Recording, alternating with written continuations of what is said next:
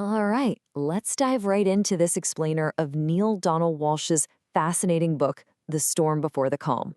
Now, if you've been looking at the intense global turmoil around us lately, the political upheavals, the crazy economic shifts, and you're wondering if the world is just totally falling apart, well, we're going to unpack a completely different perspective today. Because according to Walsh, what we're actually experiencing right now is a highly necessary and ultimately positive adaptation for humanity. Walsh actually opens his entire manifesto with just a super simple, direct invitation. Can we talk? He's basically asking us to take a collective deep breath, step away from our instinctual fear and panic, and instead step into an active, grounded dialogue about the profound shifts happening on Earth right now. Because let's be real, we absolutely cannot navigate this storm if we're too terrified to even look at it objectively. So what we're facing here isn't the end of the world. It's actually what the author calls the overhaul of humanity. And he insists that, yes, this event is incredibly dramatic, but it's already well underway. It's literally touching every single aspect of our lives, right down from global governance to our most deeply held social conventions. To really wrap our heads around this overhaul, we're going to hit 6 key areas today. First, the overhaul of humanity. Second, the old cultural story. Third, the illusion of bystanderness. Fourth, the paradigm of oneness. Fifth, shifting from doing to being. And finally, the global conversation. Okay, kicking things off with Section 1, the overhaul of humanity, not destruction, but adaptation. The whole crux of this idea really lies in the definition of the word overhaul itself. Think about it. It means a comprehensive examination and repair of something, right? Not its destruction. Walsh is taking a very neutral, almost biological perspective here. Whenever a life cycle's sustainability is threatened, what does it do? It naturally adapts. So all these political and economic storms we're seeing, they're really just the birth pangs of a new civilization. It's humanity repairing itself so it can survive. Moving right along to Section 2, the old cultural story, the root of repeated failures. So why are we in such desperate need of a repair job in the first place? Well, we have to look inward. Walsh brings up this famous Pogo quote, "We have met the enemy and he is us." And he uses it to highlight a pretty harsh truth. Our ongoing struggles stem directly from the fact that we stubbornly cling to an outdated narrative. We've totally bought into this story that human nature is just unchangeably hostile and inherently competitive.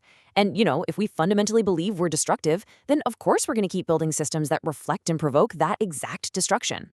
Basically, we're caught in a massive tug of war between two mindsets. On one side, you have the fear-based old story, which teaches us we're born into a hostile world, we're separated from one another, and we're forced into competitive survival. But then, Walsh outlines this new story that we desperately need to step into. It's a story where we see the world as friendly, where we actually recognize our fundamental oneness, and where our main goal shifts to collaborative expression. That right there is the crucial mental shift required to weather the storm. Which brings us to Section 3, the illusion of bystanderness. We are not victims here. If we really want to change our cultural story, we have to stop and ask ourselves a huge question. Is life happening to us, or is it happening through us?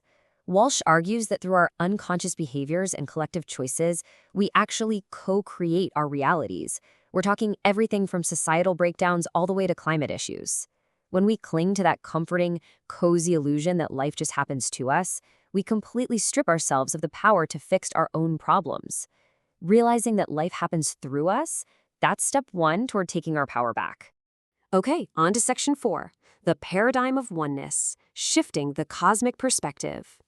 Now, to truly own our active role in creating this storm, we've got to be willing to entertain some pretty radical ideas. As the saying goes, all great truths begin as blasphemies. We have to be willing to rethink concepts about God, the soul, and human evolution that might honestly sound like complete nonsense to our modern pragmatic brains at first. We literally have to rethink the very nature of our existence. To help with this, Walsh maps out a distinct evolutionary journey for the soul. Right now, a huge chunk of humanity is stuck at step 1, the neophyte, who just blindly reacts to the world. But we're meant to evolve. Step 2 is the student, who learns to create. Then step 3, the master, who learns to operate entirely through pure intention. And finally, we reach the highest state, where the divine simply expresses itself through us. We are making a massive move from a state of constant, panicked reaction into a state of pure intentional expression.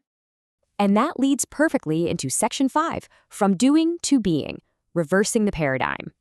So, how exactly do we achieve that kind of mastery while the world feels like it's spinning out of control?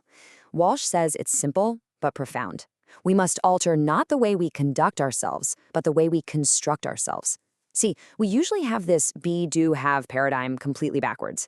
We think we need to do a bunch of stuff to have peace so that we can finally be happy. But Walsh says, nope, we actually have to actively choose a state of being first, like compassion or peace, and then let our actions naturally flow from that state. We aren't just changing our conduct, we are fundamentally changing our identity. And when we finally make that shift into this state of beingness, the real-world outcomes are literally game-changing. Think about it. If we operate from a foundational belief in oneness, the idea that what happens to you literally happens to me, then we will inevitably redesign our global systems. Basic survival becomes a guaranteed human right. That means an end to abject poverty, an end to starvation, and putting a full stop to the systematic destruction of our environment. The external world naturally repairs itself when our internal world finally shifts. Let's bring it all home with Section 6, the global conversation, the final revolution of the mind. To actually rewrite this cultural story out in the real world, Walsh invites us to start asking some tough, persistent questions. Why is it that nearly 7 billion people can't seem to get the peace they universally want? Is there a fundamental flaw in our basic understanding of life? And the most important question for you, personally, what do I intend to do about that? This is about shifting our focus from fighting some physical revolution out in the streets to leading a quiet, peaceful revolution right inside our minds. And the best part? You don't have to go out and save the whole world by yourself. Walsh argues that simply talking about this new cultural story is the most daring, transformative thing you can possibly do. Sharing these ideas with the people in your everyday life, just having a simple, gentle, but powerful exchange creates this incredible ripple effect. This global conversation, that is the actual mechanism for humanity's overhaul. Ultimately, this whole framework is telling us that the storm before the calm, it's just an invitation.